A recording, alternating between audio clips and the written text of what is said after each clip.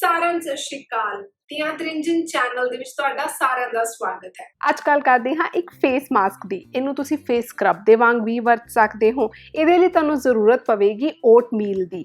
ਵੈਸੇ ਤਾਂ ਦੇਖੋ ਪੰਜਾਬ ਵਿੱਚ ਅੱਜ ਕੱਲ ਆਸਾਨੀ ਨਾਲ ਮਿਲ ਜਾਂਦਾ ਹੈ, ਪਰ ਫਿਰ ਵੀ ਜੇ ਤੁਹਾਨੂੰ ਲੱਗਦਾ ਹੈ ਫਿਰ ਤੁਸੀਂ ਵੇਸਣ ਦੀ ਵਰਤੋਂ ਕਰ ਸਕਦੇ ਹੋ। ਫਿਰ ਸਾਨੂੰ ਚਾਹੀਦਾ ਹੈ ਟਮਾਟਰ ਦਾ ਰਸ ਜਾਂ ਫਿਰ ਟਮਾਟਰ ਦਾ ਜੂਸ, ਅਤੇ ਫਿਰ ਸਾਨੂੰ ਚਾਹੀਦਾ ਹੈ ਦਹੀਂ। ਓਟਮੀਲ ਜਾਂ ਵੇਸਣ ਦੀ ਵਰਤੋਂ ਨਾਲ ਚਿਹਰੇ ਉੱਤੇ ਡੈਡ ਸਕਿਨ ਉਤਰਦੀ ਹੈ। ਟਮਾਟਰ ਦਾ ਰਸ ਚਿਹਰੇ ਨੂੰ ਬ੍ਰਾਈਟਨ ਕਰਦਾ ਹੈ, ਅਤੇ ਦਹੀਂ ਜੋ ਕਿ ਸੈਂਸਿਟਿਵ ਸਕਿਨ ਲਈ ਚੰਗਾ ਹੁੰਦਾ ਹੈ ਅਤੇ ਮੋਇਸਚਰਾਈਜ਼ਿੰਗ ਪ੍ਰੋਪਰਟੀਜ਼ ਵੀ ਹੁੰਦੀਆਂ ਹਨ, ਸੋ ਇਹ ਬਹੁਤ ਚੰਗਾ ਮਾਸਕ ਬਣਦਾ ਹੈ। ਇਹਨਾਂ ਤਿੰਨਾਂ ਚੀਜ਼ਾਂ ਨੂੰ ਲਵੋ, ਚੰਗੇ ਤਰੀਕੇ ਨਾਲ ਮਿਕਸ ਕਰ ਲਵੋ, ਅਤੇ ਫਿਰ ਤਕਰੀਬਨ 4 ਤੋਂ 5 ਮਿੰਟ ਦੇ ਲਈ ਇਹਨੂੰ ਥੋੜੀ ਜਿਹੀ ਰੈਸਟ ਦੇ ਦਿਵੋ।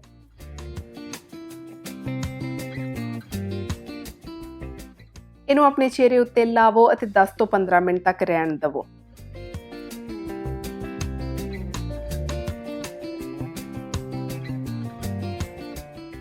ਜਦੋਂ ਤੁਹਾਨੂੰ ਲੱਗੇ ਕਿ ਥੋੜਾ ਜਿਹਾ ਸੁੱਕ ਗਿਆ ਹੈ, ਸੋ ਤਾਜ਼ੇ ਪਾਣੀ ਦੇ ਨਾਲ ਹਲਕੀ ਜਿਹੀ ਮਸਾਜ ਕਰਦੇ ਹੋਏ ਇਹਨੂੰ ਲਾ ਦਿਵੋ।